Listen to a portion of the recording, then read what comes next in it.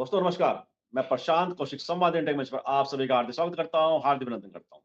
आप जानते हैं देश दुनिया में जिस तरह से डोनाल्ड ट्रंप की जो पॉलिसी है, उसने एक तरह से हलचल मचा रखी है और ऐसा लगता है कि कहीं न कहीं दुनिया को अस्थिर करने की दिशा में डोनाल्ड ट्रंप की नीतियाँ आने वाले समय में सिद्ध होंगी। क्योंकि लगातार जिस तरह से वह फैसले ले रहे हैं, जिस तरह से बातें कर रहे हैं, उससे अनिश्चय की स्थिति दुनिया के अंदर लगातार गहराती जा रही है। आखिर डोनाल्ड ट्रंप क्या चाहते हैं? इस तरह की पॉलिसी क्यों इस तरह की वह चीज़ें बात लगातार कह रहे हैं? चाहे वह टैरिफ का वार हो, विभिन्न देशों पे जिस तरह टैरिफ के उन्होंने हमला किया है टैरिफ को लेकर और जिस तरह से गाज़ा पीस बोर्ड के नाम से एक तरह से अपना यूएनओ की तर्ज पे अपना बोर्ड बनाने की उन्होंने बात कही है और तमाम दूसरे देशों पे कुछ ना कुछ चाहे ग्रीनलैंड की बात हो, डेनमार्क पे जिस तरह से वह प्रेशर डाल रहे हैं या दूसरे ऐसे चीज़ हैं जहाँ पर लगातार अपना कब्ज़ा दिखाने की, अपनी जो हैकड़ी दिखाने की कोशिश, जो दादागिरी दिखाने की उनकी कोशिश है, उसने दुनिया में एक अलग तरह की राजनीतिक व्यवस्था को जन्म दे दिया। अगर इस तरह की व्यवस्थाएँ स्थापित हो गई दुनिया के अंदर, तो हर कमज़ोर देश पे जो शक्तिशाली राष्ट्र है, वह अपनी हुकूमत जमाने की तमाम कोशिशें करेगा। तो ऐसे में आने वाले समय में दुनिया किस तरफ जाएगी? क्या डोनाल्ड ट्रंप कुछ चेतेंगे या कुछ सुधारेंगे अपनी पॉलिसी के अंदर? क्योंकि दिन दिन जिससे दुनिया में अस्थिरता उनके फैसलों से बढ़ी है। क्या अमेरिका भी उससे प्रभावित होगा? तमाम बातें हैं, तमाम लोग अपने-अपने आकलन कर रहे हैं। इन्हीं सब बातों पे हमारी आज चर्चा है और देश दुनिया की राजनीति के वरिष्ठ जानकार इस चर्चा में हमारे साथ शामिल हैं। उनका परिचय आपसे करा देता हूँ। हमारे साथ जुड़ गए हैं डॉक्टर प्रभात राय जो वरिष्ठ नौकरशाह रहे हैं और देश-विदेश की राजनीति के बखूबी जानकार हैं। दुनिया अंतर्राष्ट्रीय जो संबंध रहते हैं, अंतर्राष्ट्रीय स्थितियाँ, उस पर बड़ी बारीकी नज़र वह रखते हैं। बहुत-बहुत स्वागत करता हूँ आपका अपने संवाद इंडिया के मंच पर। डॉक्टर साहब, क्या लगता है आपको डोनाल्ड ट्रंप की जो नीतियाँ हैं, जिस तरह से डोनाल्ड ट्रंप अपनी नीतियों को देश दुनिया के अंदर प्रचारित कर रहे हैं और एक तरह से ऐसा लगता है कि दादागिरी वाला स्टाइल उनका इस समय दिखाई देता है। तो डोनाल्ड ट्रंप की जो नीतियाँ हैं, तुगलकी फरमान कुछ लोग कह रहे हैं तुगलकी फरमान है, जिस तरह से वह बिना सोचे-समझे अपनी पॉलिसी को दुनिया में थोपने की जो कोशिश कर रहे हैं। क्या लगता है उससे दुनिया में अस्थिरता बढ़ेगी? क्या लगता है आपको? देखिए, ऐसा है, ये आज की कहानी नहीं है। डोनाल्ड ट्रंप तो इसका एक जो है लेटेस्ट उदाहरण है खाली अमेरिकन राजनीति का। आपको याद होगा जिस वक़्त जो है सद्दाम हुसैन को ये झूठे आरोप लगाकर दखल-अंदाज़ी की थी अमेरिका ने, नाटो भी उस समय साथ था, यूरोपियन देश जो आज बिलबिला रहे हैं। अफ़गानिस्तान में इसी तरह से कार्रवाई की गई, सीरिया में ऐसी की गई। वियतनाम से शुरू हुई कहानी सेकंड वर्ल्ड वॉर में, जब वियतनाम पर अमेरिकन ने एक मिलिट्री इंटरवेंशन किया था। ये मैं इसलिए बता रहा हूँ, थोड़ा-सा हमारे जो सुनने वाले हैं, साथी जो लोग हैं, जो आपके बड़े प्रबुद्ध सुनने वाले हैं, आप तो बड़े जर्नलिस्ट हैं, आप अक्सर बताते भी रहते हैं इन विषयों के बारे में। लेकिन थोड़ा-सा बैकग्राउंड हम समझें अमेरिकन के कैरेक्टर की। सेकंड वर्ल्ड वॉर के बाद अमेरिका जो है विश्व शक्ति के रूप में उभरा। ब्रिटिश एम्पायर का खात्मा हुआ और 2 बड़ी शक्तियाँ दुनिया के पटल पर उदित हुईं। एक अमेरिका था, दूसरा सोवियत संघ, सोवियत यूनियन। ये 2 सुपर पावर्स थी जिनके बीच में कोल्ड वॉर चल रही थी उस दौर में। उस समय वियतनाम में आप याद कीजिए, एक खुदमुख्तार वियतनाम को किस तरह से बमबारी की गई, किस तरह बर्बाद किया गया। 60 के दशक में, हालाँकि अंत में पराजित होकर अमेरिका भाग गया वियतनाम छोड़कर। तो ये जो चरित्र है अमेरिका का, ये नव साम्राज्यवादी चरित्र था, जो अपने हिसाब से दुनिया को चलाना चाहता था, विश्व व्यवस्था को। दूसरी विश्व व्यवस्था थी कम्युनिस्ट। दूसरी तरफ कम्युनिस्ट थे जो अपने हिसाब से विश्व व्यवस्था को चलाना चाहते थे। भारत जैसे देश ने गुटनिरपेक्षता की बात की और 173 देश भारत के साथ खड़े हुए गुटनिरपेक्ष आंदोलन में। दोनों दो ध्रुवीय शक्तियों को छोड़कर, दो महाशक्तियों को छोड़कर, उनका परित्याग करके एक तीसरा मोर्चा खड़ा हुआ। Pandit Nehru, Marshal Tito, Abdul Gamal Nasser और डॉक्टर सुकर्णो के नेतृत्व में ये 4 प्रमुख लीडर्स थे जिन्होंने नॉन अलाइड मूवमेंट की शुरुआत की। तो ये जो ट्रंप का जो आज का आचरण है, ये अमेरिका का नया आचरण नहीं है। ये बस इसलिए ज्यादा मुखर और प्रखर हो रहा है कि आप याद कीजिए, क्योंकि यूरोप इसका शिकार हो रहा है। कौन आज भी कौन सबसे ज्यादा मुखर है? दो दो दो ध्रुवों में तो शक्ति आज भी बढ़ चुकी है। आज की दुनिया भी 2 ध्रुवों में विभाजित हो चुकी है। पहला ध्रुव जो है अमेरिका है और नाटो भी था साथ में अभी तक। दूसरा ध्रुव चीन और रूस है, ईरान भी उसमें शामिल है, क्यूबा भी शामिल है। ये 2 पोल हैं, 2 गुट, सैन्य गुट हैं। हम ना पहले किसी सैन्य गुट में थे ना अब किसी सैन्य गुट में हैं, हम लोग महाशक्ति भी नहीं है। तो ये जो ट्रंप की ये जो कार्रवाइयां हैं ये कोई एकदम नई नहीं है, हमें लग सकती है नहीं है क्योंकि ये ज्यादा आक्रामक है, लेकिन ऐसा नहीं है कि पहले अफगानिस्तान में 20 साल आक्रमण नहीं हुआ, तब क्या हुआ था, जबकि सोवियत यूनियन के खिलाफ इन्हीं जिहादियों को अमेरिका ने मदद किया था अपने फायदे के लिए। फिर उन्हीं को मिटाने के लिए अमेरिका पहुंच गया जब न्यूयॉर्क ट्रेड सेंटर पर हमला हुआ। ये बैकग्राउंड समझिए आप, और हमारे सुनने वालों को भी ये समझनी चाहिए पृष्ठभूमि में अमेरिका का पूरा चरित्र। ट्रंप कोई अकेला नमूना नहीं है इस चरित्र का कि वो दुनिया में धौस जमाना चाहता है। आपने बड़ा सुंदर शब्द किया इस्तेमाल, दादागिरी, गुंडागिरी, सैन्य दम पर किस तरह मादुरो को उठाकर ले जाया गया, किस तरह हमारे जैसे दोस्त को दुश्मन बनाया जा रहा है। लेकिन आज तो कमाल हुआ ना, वर्ल्ड इकोनॉमिक फोरम में मार्क क्रोनी ने, जो कनाडा के प्राइम मिनिस्टर है, किस तरह से जो है मुंह तोड़ जवाब दिया छोटे देश ने। बड़े देशों की हिम्मत नहीं है, हम तो बड़ा महान राष्ट्र है ना, 160 करोड़ का राष्ट्र हो गए हैं। अगर आप गिनती गिनेंगे तो 160 करोड़ ही बैठेंगे, 150 करोड़ का तो पार कर चुके हैं, चीन को पीछे छोड़ चुके हैं हम, एक शब्द नहीं बोल रहे हम।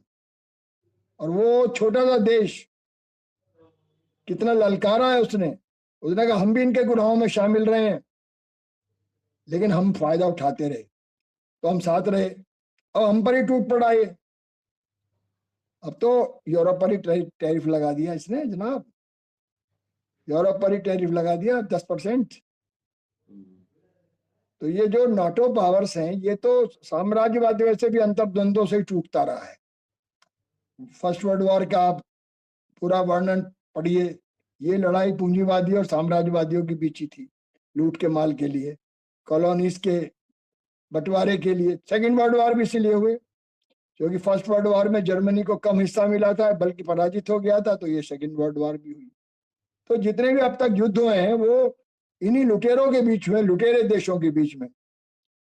ब्रिटेन भी दुनिया का सबसे बड़ा साम्राज्यवादी देश था, अब अमेरिका है सबसे बड़ा साम्राज्यवादी देश। कहते थे ना सूरज नहीं डूबता था ब्रिटेन का, पूरब से पश्चिम तक उसका साम्राज्य था।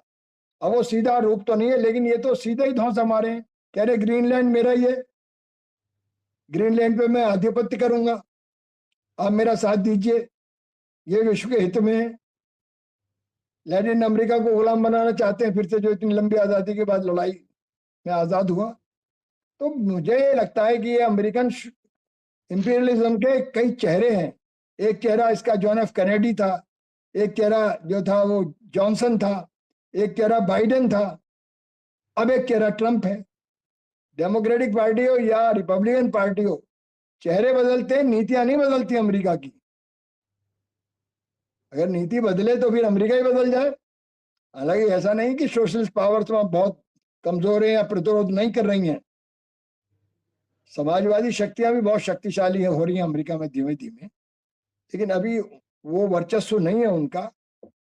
तो इसलिए मेरा तो अपना सोचना ये है कि ट्रंप जो कुछ आज कर रहे हैं वो एक सिलसिला है अमेरिकन साम्राज्यवाद का, जो बहुत घिनौने रूप में हमारे सामने आया है। बस पहले भी आया था, क्या क्या खता थी कर्नल गद्दाफी की, क्या खता थी सद्दाम हुसैन की, जिस पर झूठा इल्जाम लगा के हमला किया गया तेल के लिए। ये सब तेल उत्पादक देश हैं। ये जो अभी हमला हुआ है हमारे मादुरो पर, जो अभी हमला लैटिन अमेरिकन देशों पर हो रहा है, तैयार बैठे हैं ना। ये वेनेजुएला सबसे बड़ा तेल उत्पादक देश है दुनिया के पटल पर, उस पर जो हमला हुआ क्यों हुआ? क्योंकि उसने अमेरिकन कंपनियों को निकाल के बाहर कर दिया था शावेज ने। इनके जो पूर्वाधिकारी थे, अब तो ये मादुरो तो उत्तराधिकारी है ना, इनसे पहले जो राष्ट्रपति थे जो वामपंथी मिजाज के थे, उन्होंने निकाल के बाहर कर दिया था कंपनियों को अमेरिकन। तो ये पूरी की पूरी जो सैन्य शक्ति है, जो ये महाशक्ति है, इसके बीच जो दोयम दर्जे की शक्तियां हैं, भारत तो दोयम दर्जे की शक्ति है ना, प्रथम दर्जे की सैन्य शक्तियां तो 3 है ना दुनिया में। सबसे पहला अमेरिका है, फिर रूस है, फिर चीन है। अब तो चीन रूस से भी बड़ी सैन्य शक्ति है, आप जानते हैं पूरी रूस की लड़ाई कौन लड़ रहा है? चीन ही तो लड़ रहा है।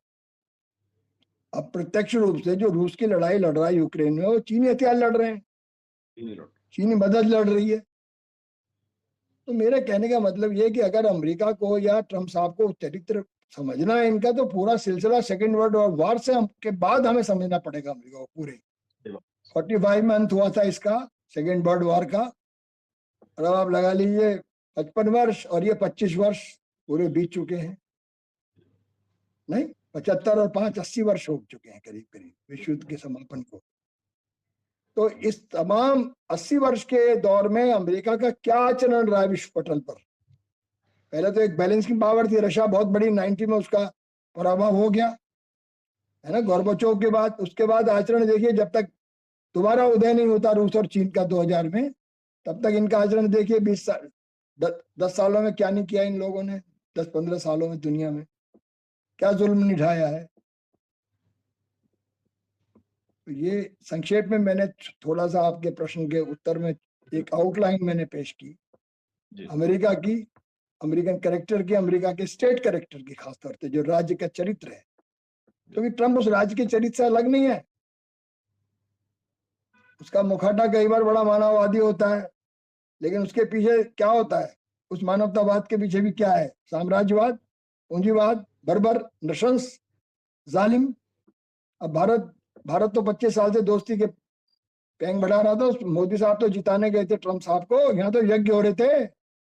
यहाँ तो ये हिंदुत्ववादी ताकतें यज्ञ कर रही थी, प्रार्थनाएं कर रही थी भगवान से, हे भगवान ट्रम्प को किसी तरह जिता दे। अब जीत लिया तो ले लो मजा, आनंद लो उसका, उसकी जीत का।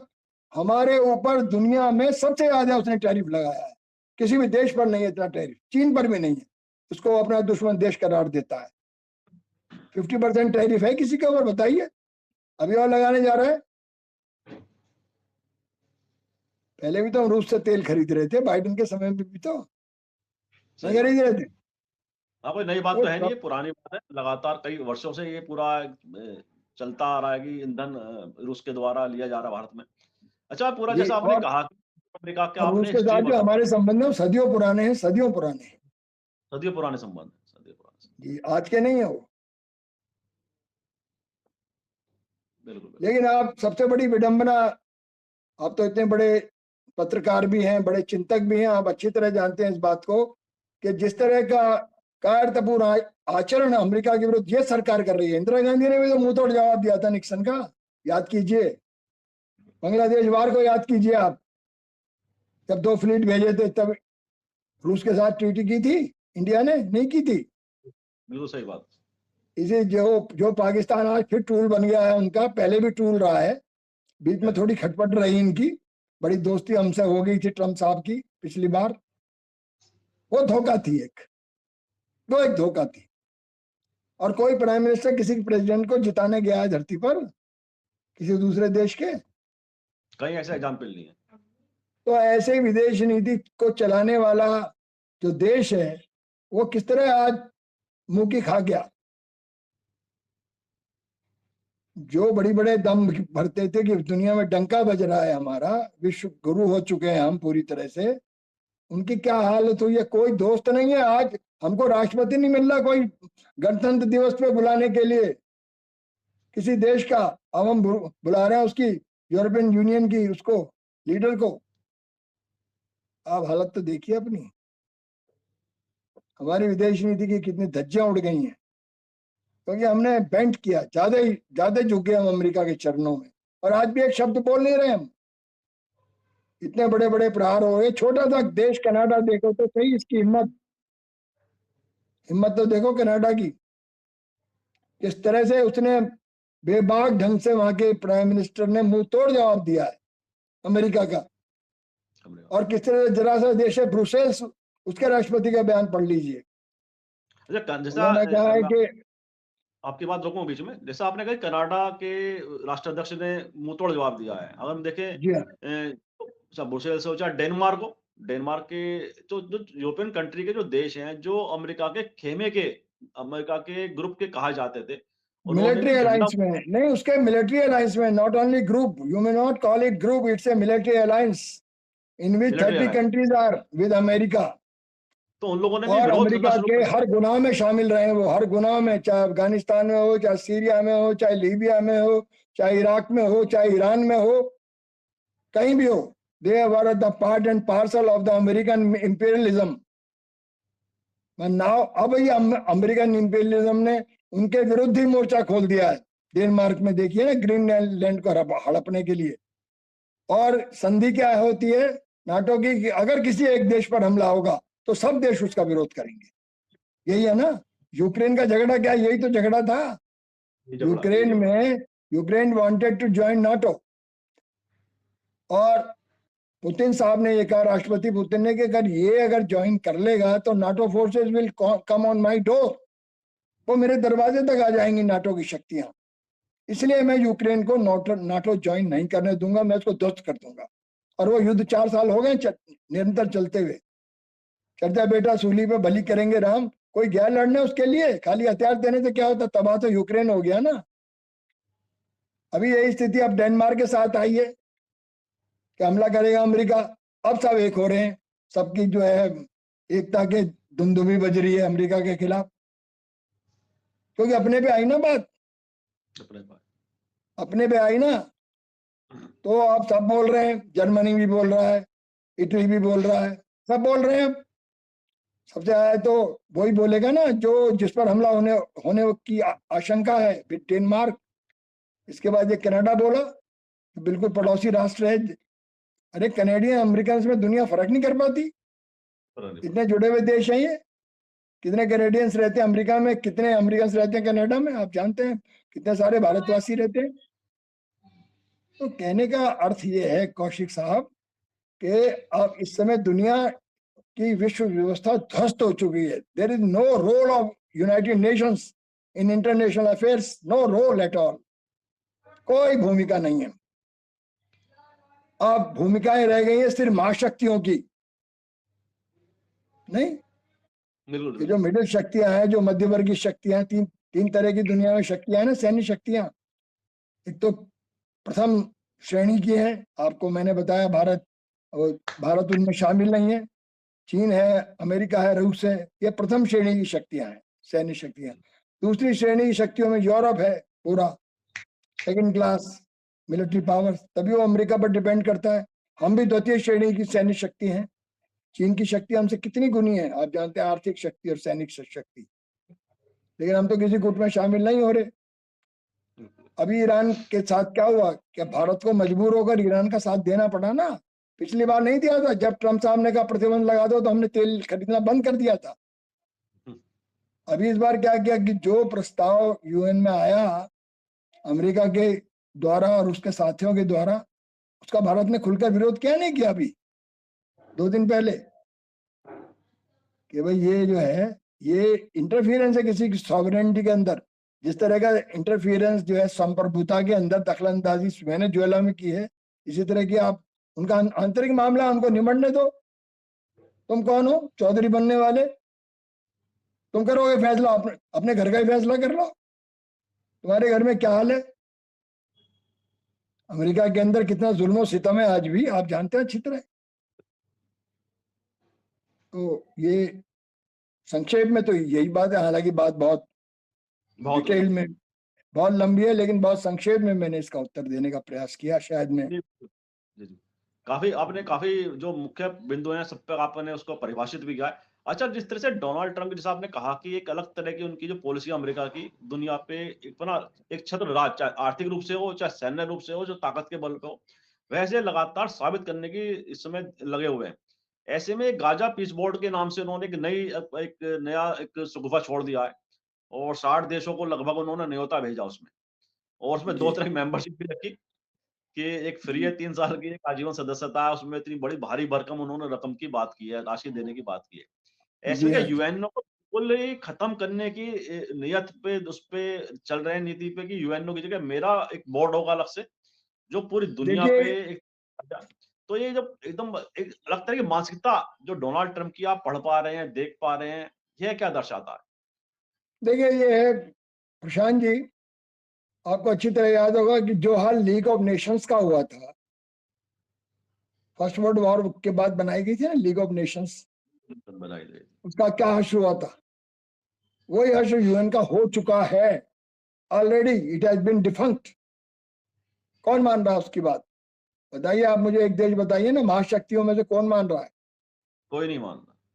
अगर किसी ने मानी हो तो बता दो मुझे, किसी युद्ध में मानी हो या किसी युद्ध के लिए उससे सैंक्शन ली गई हो कि भाई इनके, तब तो संयुक्त राष्ट्र की सेनाएं जाती, पीस हाँ, कीपिंग कहने मात्र फोर्सेस, ही उसमें हमारी। रह गई हैं अंतरराष्ट्रीय संस्थाएं कहने मात्र ही रह गई हैं, ये जैसे सही कह रहे हैं आप। तो इसलिए ये ऑलरेडी डिफंक्ट है। अब वो उसमें पीस बोर्ड बनाए या कोई और बोर्ड बनाए, इतने सारे गुट बन चुके हैं, ब्रिक्स बन चुका है, अपने अंदर एक बहुत बड़ी शक्ति है ना, अलग अलग, वो G7 है, G20 है, ये सब क्या है?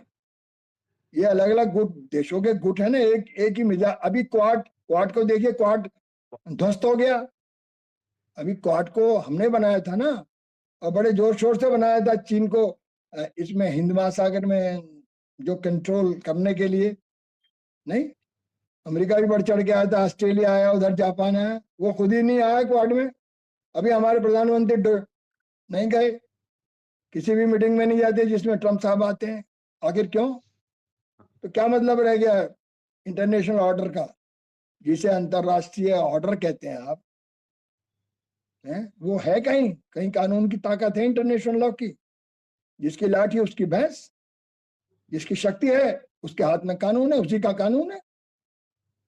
नहीं, तो इसलिए ये तो, वो अब बोर्ड बनाए, कुछ बनाए, पहले तो ध्वस्त कराओ। क्यों? पहले किसने ध्वस्त कराया गाजा को? किसने जुल्म ढाया? यही लोग हैं, नहीं, यही लोग हैं। यही लोग थे। और कौन आया था उसको ध्वस्त करने? अमेरिका के बिना इजराइल का दम है क्या? वो नष्ट कर दिया उसने, 50,000 बच्चे मार दिए, औरतें मार दी, आधे से कम बता रहे हैं वो लोग, पूरा तहस नहस कर दिया। किसने किया? इजराइल अकेले कर लेगा? नेतन्याहू का इतना दम है, without the power of America can he do? Never, कुछ नहीं है। क्योंकि वो इजरायली और यहूदी लॉबी इतनी शक्तिशाली है। क्या क्या उनको राष्ट्र का अधिकार नहीं है? क्या वो वहां के नागरिक नहीं है? क्या क्या उनकी सार्वभौमिकता नहीं होनी चाहिए? लेकिन हम सब, सारी दुनिया खामोश रही है। यूरोप खामोश रहा। कहा करोनी ने बात की, आज ये बात बड़ी हिम्मत के साथ कही उसने। उसका हैरान करने वाला भाषण है। मैं तो खुद आश्चर्यचकित हूँ कि एक जो सही है में ऐसे बड़ी देश बात का है। प्राइम मिनिस्टर इतनी खुलेआम ट्रम्प के सामने बैठे हुए सब कह रहा है। अच्छा, ब्रिटेन भी खिलाफ पूरा हो गया। ब्रिटेन की तरफ से भी बयान ऐसा आया है कि उसने मतलब एक तरह से झंडा उठा दिया अमेरिका के खिलाफ भी उसने भी। भाई देखिए, ये सब अपनी हिफाजत के लिए झंडा उठा रहे हैं। कोई हमारे लिए तो उठाया नहीं झंडा। जब हम पर टैरिफ लगाया जा रहा था, कोई हमारे पक्ष में तो खड़ा हुआ नहीं। भाई गरीब देशों के या जो कमजोर देश हैं सैन्य रूप से, कोई उनके लिए खड़ा हुआ है क्या? ये यूरोप खड़ा हुआ है? ये तो कल तक यूरोप साथ दे रहा था अंधा साथ दे होकर रहा अमेरिका का। आज अपने में बात आई तो नानी याद आने लगी। कहने लगे अब तो गए भैया, हम तो बर्बाद हो गए, अब तो हमारा इलाका छिन जाएगा, अमेरिका कब्जा कर लेगा। कल को कहेगा डेनमार्क मेरा पूरा है, था। कहेगा अभी तो ग्रीनलैंड है, डेनमार्क को भी दो, क्योंकि ये भी, इसको भी रूस और चीन कब्जा लेंगे। बहाना तो क्या है? कनाडा को भी कह चुके हैं 52वां राज्य है मेरा देश का, अमेरिका हाँ का बताइए, 52। कनाडा को कह चुका, तभी तो तिल मिला रहा है कनाडा। भाई ये जो कनाडा को तिल भी कह। मिलाट कनाडा की है कि अगला अगला निशाना मैं होऊंगा। अभी तो डेनमार्क निशाना है, अगला निशाना निशाना कनाडा होगा, क्योंकि वो तो 52वां राज्य है महाराज। तो सब अपनी जान बचाने के लिए अब खड़े हो रहे हैं, कोई किसी के लिए खड़ा नहीं हो रहा। सारा यूरोप इसलिए खड़ा हो रहा है कि सारा यूरोप अब अमेरिका के निशाने पे है। ये भी अमेरिका का आत्मघात है, क्योंकि जो उसकी सबसे बड़ी अलायंस पावर थी, चीन तो अलायंस बन नहीं सकता, रूस भी नहीं बनेगा, हम भी नहीं है उसके अलायंस, तो मिलिट्री अलायंस अच्छा, डोनाल्ड कौन ट्रंप बने? आतंकवादी हमलावर की तरह घूम रहे हैं दुनिया के अंदर, कहीं भी फट सकते हैं वो। जिस तरह का उनका व्यवहार है, ऐसा लगता है आतंकवादी हमलावर है। दूसरे का नुकसान करने के देखिए, साथ साथ अपने देश का भी बट्टा बैठा के चले जाएंगे, क्या लगता है? नहीं ऐसा लगता है, देखिए ऐसा, इस तरह के सारे चरित्रों ने अपने ही देश का नाश किया है। किसी भी तरह का इस तरह का जो आक्रामक चरित्र हैं, जो दुनिया को धौंस से, जैसा आपने शब्द इस्तेमाल किया, दादागिरी से चलाना चाहे, सैन्य शक्ति, मैं ही हूँ, I am the only power in the world. Hitler was also said it, Mussolini also. I am a representative of the Roman Empire. Roman Empire का सपना देख रहे थे, क्या हासिल हुआ? देखिए ना, कहते हुए मतलब दुख होता है किसी इतने बड़े लीडर का इस तरह का भी यश हो सकता है। सारे रोम के सड़कों पर उनको खचेड़ा गया, तार पर लटका दिया गया, चील कौवे खा गए उनकी लाश को, मुसोलिनी की। कुछ लोग हमारे यहाँ बड़ा मुसोलिनी को आदर्श मानते हैं, इस देश में भी हमारे, है ना। हर्ष नहीं जानते क्या होता है तानाशाहों का, इस तरह के लोगों का। जब उल्टी गिनती शुरू होती है इतिहास की, तो ना मुसोलिनी रहते, ना हलाकू रहते, ना हिटलर रहते, ना जार रहते। पूरा इतिहास भरा पड़ा है ना इस तरह के लोगों से। लाखदारा सिकंदर हो गए, आई हिचकी मौत की ओर सो गए। तो ये जो तानाशाह और इस तरह के जालिम शासकों की जो इतिहास है, उससे कोई सबक सीखता नहीं है। जुल्म करने वाला कभी इतिहास से सबक नहीं सीखता कि उनका क्या हुआ तो तेरा भी क्या होगा। करता रहता है अपनी सत्ता के मद में, धन के मद में, पागलपन में। It's a madness. दूसरे को लूटने की वृत्ति है, एक पागलपन से भरी वृत्ति है। ये पूरी पूंजीवाद की वृत्ति है, ये पूरे साम्राज्यवाद की वृत्ति है, जिन्हें सारी दुनिया को लूटा, अफ्रीका को, लैटिन अमेरिका को, जिसे ग्लोबल साउथ कह रहे हैं ना आजकल हमारे नरेंद्र मोदी जी। इस ग्लोबल साउथ को पूरे पूरे पश्चिम ने नहीं लूटा क्या? और एक आध साल नहीं लूटा, कई सौ वर्ष तक लूटा है, कई सौ वर्ष तक। तो ये कहानी जो है बड़ी दुखद है। हम चाहते हैं इस कहानी का जल्दी अंत हो। एक बार तो अंत लगने लगा था, हो गया है। द्वितीय विश्व युद्ध के बाद जब दुनिया में समाजवादी शक्तियों का प्रबल उदय हुआ, भारत भी समाजवाद की ओर चला, लेकिन फिर पलट गया। अब तो भारत की सारी दौलत ही मुट्ठी भर घरानों के पास है, 75 घराने कुल ही हैं, इनके पास आधी से ज्यादा दौलत है हिंदुस्तान की। एक वो भी दौर था जब सोचा गया था कि एक समाजवादी समाज का निर्माण हम लोग करेंगे, सारी दुनिया में होगा बराबरी का, मोहब्बत का, भाईचारे का, प्यार से लोग रहेंगे, सारी दुनिया एक स्वर में गाएगी मोहब्बत के, प्यार के। कहाँ गई वो दुनिया? सपना ही रह गया ना। भाई देखिए कितना फिर जाके बैठ के गोद में अमेरिका की, पाकिस्तान भाई तो है हमारा, क्या कुछ और है? भले अपने वो हमें दुश्मन मानता हो, एक ही धरती के हैं, इसी इसी जो है भारतीय उपमहाद्वीप के हैं, एक ही देश था ये। मतलब पाकिस्तान तो जैसा साम्राज्यवाद आपने कहा, पाकिस्तान तो लगातार कहीं ना कहीं अमेरिका के द्वारा पोषित होता रहा है और अमेरिका के और टूल्स क्यों? की तरह होता रहा है। अच्छा, साथ में ईरान के ऊपर जिस तरह अमेरिका लगातार अटैक कर रहा है और उन्होंने बेड़े भेजने की बात कह दी है कल डोनाल्ड ट्रंप ने अपना, कि हमारा जंगी जहाज चल चुका है ईरान की तरफ। तो जो मिडिल ईस्ट में अपना एक रुतबा या वो दादागिरी वाली, फिर मैं दोबारा शब्द उसका उच्चारण करूंगा, कि जिस तरह से वो लगातार ईरान को अपनी दादागिरी के उसमें प्रभाव में लेना चाहते हैं, उससे मिडिल ईस्ट में किस तरह की पूरी उथल-पुथल मच सकती है, क्या लगता है? देखिए ऐसा है कि मिडिल ईस्ट तो शेखों का जब तक मिडिल ईस्ट है तब तक वो अमेरिका के गुलाम है। शेखों का जो पूरा चरित्र है वो अमेरिका के ही भरोसे पर टिका, जैसे पाकिस्तान का आपने नाम लिया, इनका भी उन्हीं के दम पर है। शुरू में याद होगा आपको, सेंटो बनी थी, सेंट्रल ट्रीटी ऑर्गेनाइजेशन था अमेरिका के नेतृत्व में, जिसका सदस्य था ये। जैसे नाटो बनी ना पश्चिम का, इसी तरह टर्की और इन इन देशों को लेकर, जिसमें ये भी देश शामिल थे जिनका आपने नाम लिया, सऊदी वगैरह, ये एक मिलिट्री अलायंस बना था जिसमें पाकिस्तान सेंटो का मेंबर था। सेंट्रल ट्रीटी ऑर्गेनाइजेशन था, जैसे वो नॉर्दर्न अलायंस था ना, नाटो, है ना, इसी तरह सेंटो था। और सेंटो नहीं है इस समय ऑफिशियली, लेकिन नाटो अभी जिंदा है। तो पाकिस्तान तो अभी 1-2 वर्ष की बात नहीं कहता मैं, जबकि अफगानिस्तान लड़ाई चल रही थी और अमेरिका के CIA ने ये कहा कि सारा का सारा मदद ये अफगानों को कर रहे हैं, जिहादियों को, जो हमारा धन है। ट्रम्प साहब ने भी कहा था कि 15% ही सिर्फ सही खर्च हुआ है, बाकी खा गए ये लोग, याद होगा आपको जरूर। तो वो थोड़ा सा दौर है जबकि अमेरिका का मोह भंग हुआ पाकिस्तान से, लेकिन पाकिस्तान तो इतना पैरों में बिछ जाता है अमेरिका के, चरण चरण चुम्बन करने लगता है। अब देखो ना, दंडवत वाली तो स्थिति में आ ये जाता है। तो यही स्थिति सऊदी की है, यही स्थिति इनकी, जो ये जो ऑयल प्रोड्यूसिंग कंट्रीज हैं, है ना, ओपेक जिन्हें आप कहते हैं, नहीं, इसमें ज्यादातर देश तो यही है ना, मिडिल यही ईस्ट है, के, मिडल यही ईस्ट है ना के। ज्यादातर देश। हालांकि वेनेजुएला भी उसका सदस्य है, और भी सदस्य हैं, लेकिन जो मेन रोल है ओपेक में वो इन्हीं तेल उत्पादक देशों, तेल ही यहाँ पर है सारा। वेनेजुएला के अलावा बाकी तेल यहीं पर ही है, थोड़ा बहुत रूस और अमेरिका में है। नहीं, हमारे पास भी तेल नहीं है ज्यादा, चीन के पास भी नहीं है, आपको पता है जापान के पास तो तेल है ही नहीं। तो ये देश तो पूरी तरह अमेरिका की गुलामी करते रहे हैं, और जब तक करते रहेंगे, जब तक वहां फ्यूडलिज्म है, जब तक राजशाही है, जब तक हुकूमत राजाओं की है। अब ये ईरान क्योंकि राजाशाही से निकल गया भाई, जब जो है उनको वहां के प्राइम मिनिस्टर का तख्ता उल्टा गया, जिसने नेशनलाइज किया था 1952 में, याद होगा आपको, मोदात का, है ना। तो तब से ये राजा शाह पहलवी को लाया गया, वो गुलाम था पक्का अमेरिका का। फिर ये ईरान वाले आए तो ये इनके आंख का कांटा बन गए, भले इस्लाम के नाम पे आए। ये जो मुल्ला शासन आया, तो ये तो इनकी आंख का काटा है, क्योंकि यही मदद कर रहा है गाजा वालों की, फेलिस्टीनियंस की। बाकी तो सब कुछ तमाशा देख रहे हैं, नहीं। तो अगर जो है हमला ईरान पर होता है तो इनको अब ये जब जबानी जमा खर्च करते हैं, गाजा में भी इन्होंने ये किया, क्योंकि इनका कैरेक्टर जो है वो पूरी तरह से अमेरिका के साथ मेल खाता है। अमेरिका के स्टूज हैं, like Pakistan, they are the stooges of America, like Pakistan. उनका कैरेक्टर भी वही है, जो मुट्ठी भर राजाओं का होता है ना, अपना मजा करो, ठीक है, अपना खाओ पियो जियो, जनता जाए भाड़ में।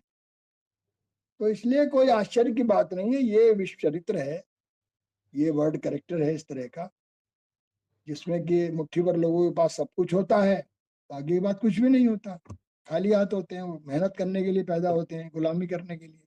अमेरिका भी तो यही चाहता है, मैं राजा रहूं, बाकी सब गुलाम रहे मेरे, जैसे हिटलर चाहता था। और क्या है, और यही तो मानसिकता है। और क्या मानसिकता साम्राज्यवाद की, सारा लैटिन अमेरिका मेरा गुलाम रहे, मेरे इशारे पर डांस करे। लेकिन अमेरिका तो, लैटिन अमेरिका तो करेगा नहीं।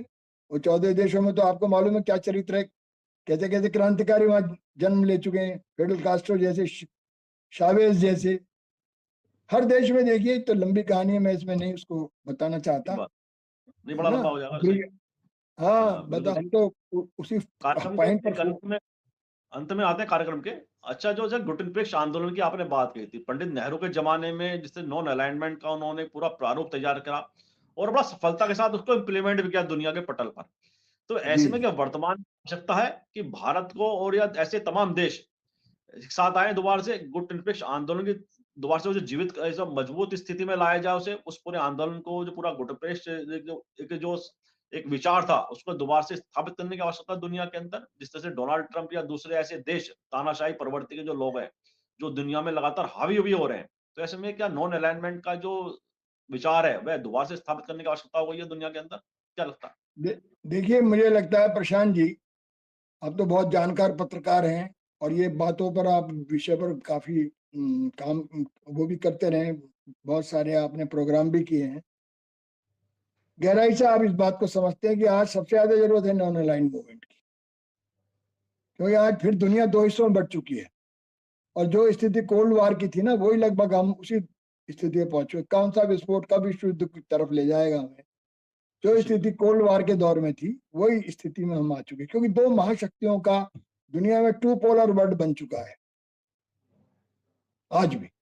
इधर ये तो वन पोलरिटी रह जाएगा, अगर यूरोप इससे टूट गया तो इसकी शक्ति का तो वैसे ही अंत हो गया अमेरिका की। तो अमेरिका तो जो कुछ भी कार्रवाई की है वो नाटो के बल पे की है अभी तक। इधर रूस और चीन एकाकार हो चुके हैं, एक ही शक्ति समझिए आप इन्हें। कभी सही बात। एक दौर में भी, स्टालिन के दौर में भी एक शक्ति थे, इसके बाद खुरुश्चेव के दौर के बाद दरारें आनी शुरू हुई माओ सेतुंग और खुरुश्चेव के बीच में। तो अमेरिका ने डोरे डाले चीन पर, निक्सन साहब गए थे, याद होगा आपको। तो उसके बाद इनमें दरारें आई, लेकिन अब ये फिर इतिहास का चक्र घूमता है, और ये दोनों ताकतें एकजुट हो जाती हैं। तो इस समय भारत की भूमिका बड़ी विशिष्ट हो जाती है, पहले की तरह। जो ग्लोबल साउथ की बात कर रहे हैं हमारे नरेंद्र मोदी जी, उसको इम्प्लीमेंट करें ना।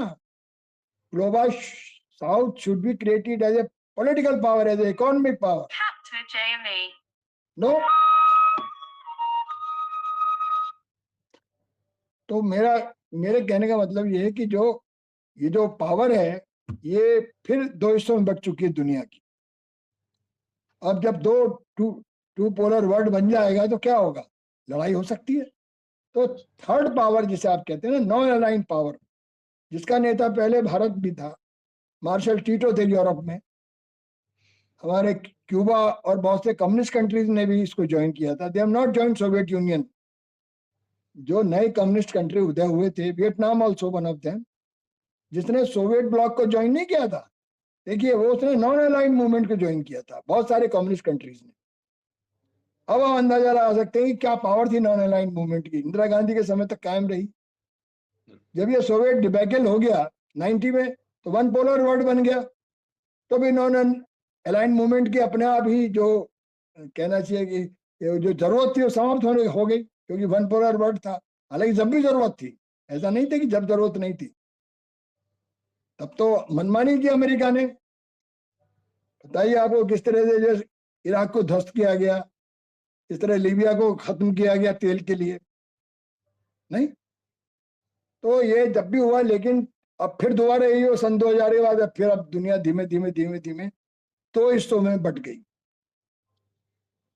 उस वक्त भारत की, लेकिन भारत तो पिछलग्गू बन गया था ना अमेरिका का पीछे। तो ये तो मजबूरी में कहिए कि रूस के हथियार चाहिए, हमारी पूरी मिलिट्री डिपेंड है अभी भी उनके लेटेस्ट वेपन पर। अभी कुछ हम भी बनाने लगे टेक्नोलॉजी से उनकी, क्यों? अब तो हम बना रहे काफी बड़ी ताकत में, निर्यात भी कर रहे हैं अब तो हम, लेकिन किसके दम पे?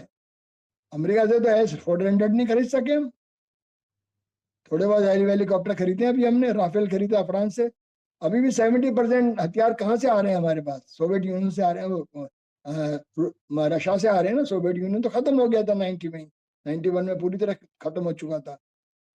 तो आज जिस नॉन अलाइंड मूवमेंट की आपने याद दिलाई, अब तो उसका जिक्र नहीं होता वो शायद, लेकिन वो मुझे नहीं लगता भारतीय नेतृत्व में अभी वो मानसिकता या शक्ति है कि वो नॉन अलाइंड मूवमेंट को, क्योंकि वो तो नेहरू की ही कोई रेलिवेंट मान रहे हैं कि नेहरू जी का कोई रोल ही नहीं था। आजादी हिंदुस्तान को मिली 2014 में। जब ये मानसिकता हो आज के नेतृत्व की, तो आप क्या कह सकते हैं कि वो क्या नॉन अलाइंड मूवमेंट को खड़ा करेंगे? नहीं कर सकते खड़ा। उसके लिए बड़ी आत्मशक्ति चाहिए, बहुत बड़ी आत्मशक्ति चाहिए।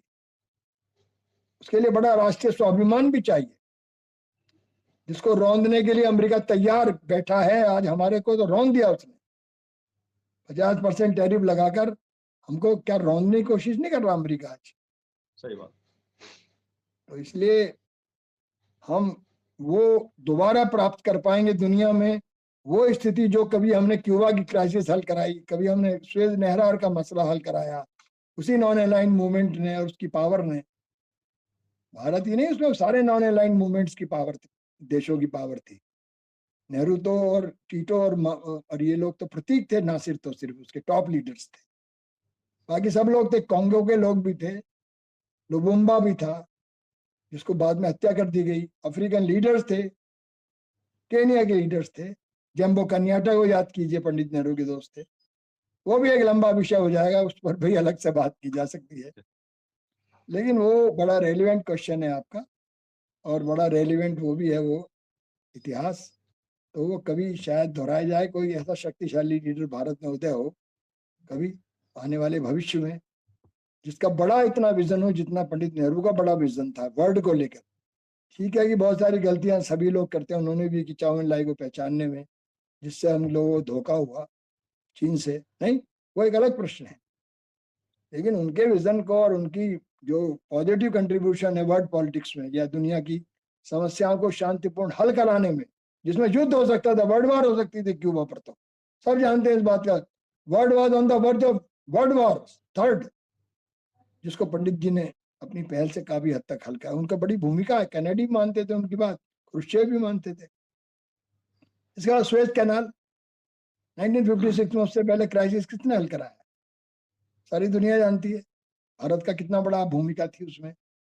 फ्रांस और इंग्लैंड को समझाने में, इधर इनको मिस्र को समझाने में। अब्दुल कमाल नासिर तो उनके दोस्त ही थे, कर्नल साहब, बताइए सारी दुनिया को। जी जी, बिल्कुल ठीक बात है। आपने बड़े विस्तार से पूरे विषय को बताया, क्योंकि कितना गंभीर विषय है हमारे भारत के लिए भी और दुनिया के लिए भी खास तौर से। क्योंकि डोनाल्ड ट्रंप लगातार जिस तरह से अपनी एक तानाशाही प्रवृत्ति का परिचय विभिन्न मोर्चों पर दे रहे हैं, और लगातार डेली प्रतिदिन ऐसा लगता है कि कुछ ना कुछ वो ऐसा कुछ कहते हैं जिससे कि लगातार चर्चाएं बने रहे, और उनकी जो हिटलरशाही प्रवृत्ति है है भी वो ज्यादा मजबूत तरीके से स्थापित होते रहे। कुछ इस तरह की प्रवृत्ति उनके अंदर विकसित हम देख रहे हैं और लगातार ऐसे विचार वह दुनिया के ऑर्डर बदलने के लिए लगातार अपने सामने रख रहे हैं, जो कि निश्चित रूप से दुनिया के लिए एक अस्थिरता का संदेश जरूर दे रहा है, क्योंकि दुनिया में अस्थिरता बढ़ेगी जिस तरह की पॉलिसी है अप्लाई कर रहे हैं। और इससे अमेरिका भी अछूता नहीं लगा। अमेरिका के अंदर भी बहुत भारी इसके अंदर परिणाम नकारात्मक देखने को मिल सकते हैं भविष्य के अंदर। तो तमाम बातें, तमाम सवाल हैं, लगातार हमारी चर्चा भी इन मुद्दों पर डॉक्टर साहब के साथ आने वाले समय में भी रहेगी, क्योंकि लगातार नया डेवलपमेंट दुनिया के क्षितिज पर हो रहा है। और इन शब्दों के साथ चर्चा को विराम भी देते हैं और आपने जिस तरह पूरे विषय को परिभाषित किया है, मुझे एक विश्वास है शेर अब में एक शेर में सुनाना चाहता हूँ बशीर बदरका हमारे शहर के थे। सवाल पर जो आपने पूरा प्रश्न पर ट्रंप के चरित्र पर बताया कि आंधियां बन के चिरागों को बुझाने वालों, आंधियां बन के बिल्कुल, चिरागों को बुझाने वालों, तुम कहाँ जाओगे दुनिया में अंधेरा करके। बिल्कुल, बिल्कुल। बिल्कुल, बिल्कुल सही सटीक बात है कि दुनिया की सही बात है कि दूसरे तुम के घर कहाँ में अंधेरा जाओगे, करके हाँ, बिल्कुल तुम सही कहाँ बात है। जाओगे। तुम कहाँ जाओगे? शुक्रिया, बहुत बहुत धन्यवाद, आपने बहुत हमें बुलाया, बातचीत की। बहुत शुक्रिया। बहुत धन्यवाद आपका। और मैं आप सभी से भी आग्रह करता हूँ इस वीडियो को लाइक करें, शेयर करें, कमेंट करें। साथ ही समाज इंडिया यूट्यूब चैनल को सब्सक्राइब से बेल आइकन अवश्य दबाएं, इससे चैनल के अपडेट आपको समय से मिलते रहें। और साथ ही एक आग्रह हो रहा है, हमारे कमेंट बॉक्स में अपनी प्रतिक्रिया को अवश्य लिखें, क्योंकि आपकी प्रतिक्रिया से पता चलता है हमें हमारी चर्चा आपको कैसी लग रही है। आपको सुझाव देना चाहते हैं, सुझाव भी दीजिए, क्योंकि आपके सुझाव ही हमारा मार्गदर्शन करते हैं। आप देख रहे होंगे ज्वाइन का बटन नीचे, ज्वाइन पे क्लिक करें, चैनल को ज्वाइन करें, क्योंकि आपका सहयोग हमारे लिए बहुत ही अनमोल है, बहुत ही महत्वपूर्ण है। और पुनः आग्रह कि चैनल को सब्सक्राइब करना ना भूलें, चैनल को सब्सक्राइब अवश्य करें और साथ ही बेल आइकन भी दबाएं और हमारे चैनल का लिंक सभी अपनों को शेयर जरूर करें। बहुत बहुत धन्यवाद आप सभी का। धन्यवाद।